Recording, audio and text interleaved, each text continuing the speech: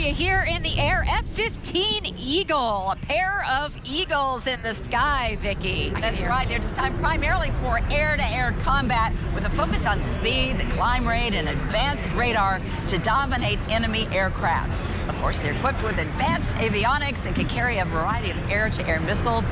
These were introduced in the late 1970s and powered by two afterburning turbo engines, allowing it to reach speeds of Mach 2.5. You know, these are the ones that the kids really like to see in the sky. Let's check in with our morning team over there on the Witherspoon Garage. Guys, how's it look from there? Wow. Well, we just saw them, and we're excited that they are here. Yeah, they're flying by.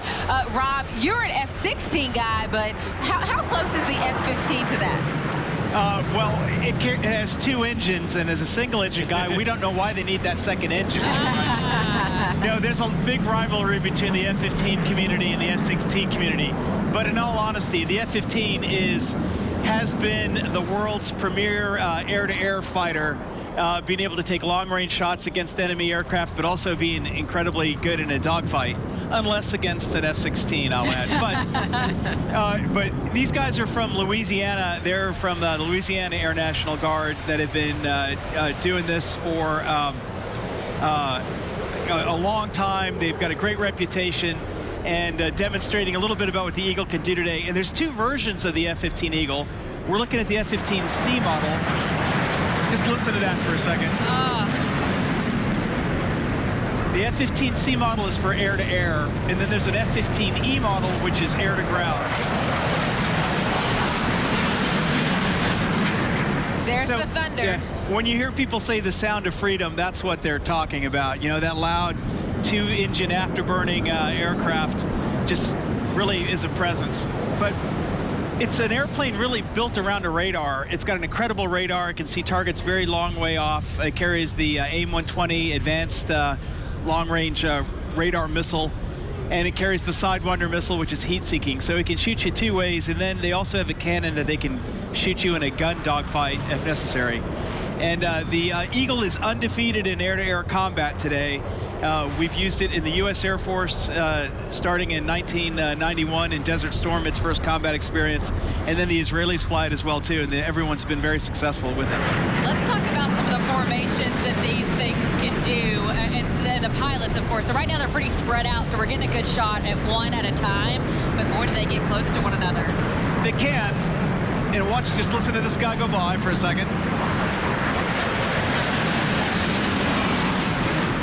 So they can fly very close together. You know, like we saw with the T-38s earlier, all pilot training will teach you how to fly the basic Air Force formation, which is fingertip formation, where you're 3 feet apart. But that's an administrative formation, to take off, to get to an area, to come back from an area, or to help an airplane that's in trouble, that needs to fly off of you versus fly off their own instruments. If you lose your radio, if you lose electrics, if you lose certain things in the airplane, you need to fly off another airplane to come in to land. But you're going to spread out to fight, because you don't want to be that close to another airplane when you're fighting. And so these guys will spread out, you know, a couple of miles apart to be able to not give radar interference to each other and to cover their area of responsibility. So these guys are spreading out a little bit today to show you a little bit more what that's like. Look at that. Wow. That is incredible. And our sound's muffled because of our headphones, so I can't imagine how loud that really is. Can you feel it? I can. You can, yeah, you can actually feel the sound. And, you know, it's one of the things that actually F-15s, F-16s, and A-10s and B-1s in Afghanistan would do. If there was contact with the enemy, sometimes we would do a low pass to get them to flee, because the sound of the airplane coming over just, you know, told them that bad things were getting ready to happen if they didn't run away, right? It'll rattle you, that is for sure. And I believe this is what was practicing yesterday when I was down at the Galt House. And it was startling because it really came out of nowhere. And I saw someone and I said, "Are you going to Thunder tomorrow?" And then it flew by and everyone jumped. It was so loud. I will say one of the benefits of not having a bright sun is that you can look up and follow their full path. Well, that is very astute of you to say, because when you are in combat, you're going to tactically analyze the weather. So you know when you're vulnerable and when you're not. So if you are under an overcast, you stick out like an ant on a picnic blanket, is what we say. Yeah. Or if you're above an overcast, somebody's above you looking down. If it's a bright blue day with sunshine and you're up at altitude coming down, you're almost impossible to see from the ground. I see. So it's helpful. And you see the, but for air shows, having a high overcast like this is great because you can see the airplanes very well. If you look, let's let the wingman go by.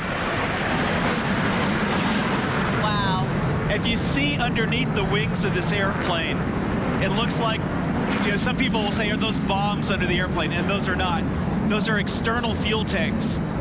For long-range combat sorties or for deployment sorties where you're crossing the ocean or things, you'll have external bags of gas that will help you for a longer range flight so you don't have to air refuel. Although these airplanes are capable of air refueling, normally you're going to fly with bags of gas to extend your range. In combat, you can actually jettison those. You can they're called drop tanks. You can drop the tanks because the tanks limit your ability to maneuver the airplane. If you're going to be in a close fight, you want to be able to drop those tanks and get away. Or if you're defending against an enemy missile that's launched at you, you'll jettison your stores and then maneuver because you're more G-limited with them on than off. So are they going to get into a closer formation at some point? They will most likely join up, and when they depart, part of, you know, in the close formation, you don't really want to pull the tight turns that these guys are doing. The demonstration teams do it, the Thunderbirds do it, the Blue Angels do it, but, you know, for the average line pilot, you don't really want to be in fingertip formation pulling, you know, 6 Gs. So they'll spread it out to be able to maneuver around the tight air show box that we have here. You know, these fighters really, you know, they will take almost a mile to turn around, right? Wow. If they're just flying normally, but if they're flying tight, they can do it much tighter. So that they're allowing themselves to spread out to be more maneuverable in their formation. So that we might see them join back up and as they depart, so they can get back into the airspace together at the same time.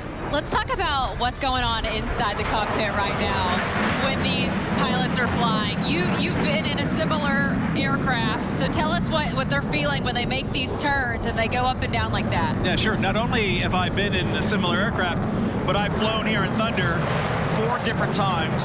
So, you know, you're paying attention to your airspeed, your altitude, but your body's feeling it, you know. They're pulling a good 6 Gs, at least when they've got the afterburner in and they're pulling back across the sky.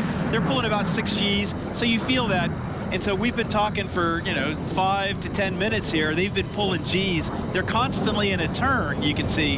And when you get in and you do one of those hard banks, right, 90 degrees like he is, and he's pulling, then that's when the hardest part of the G is on. All right. And you've got your little demonstration there, too, that you brought on, Rob. That's right. We appreciate that. Here, that's helpful. let's see if I can get it on screen of the F-16 shooting the Eagle. Yeah.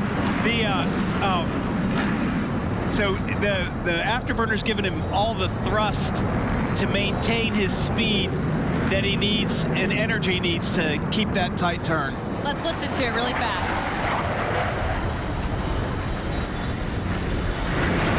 The wingman must be running out of gas. Oh! Right? So, oh no, there he just lit his burner again. So you want to, as a wingman, you want to always try and use geometry to stay near your flight leader because you don't want to have to use gas. You don't want to end up with much less fuel than your flight lead.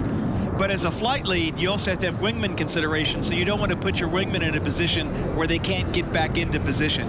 So this team concept of flying with another airplane is something that you learn as a baby fighter pilot, and then you have to keep doing that more. All right, so he's going up over the top now. We'll see, he's checking out where the heights of the clouds are. It's always great to get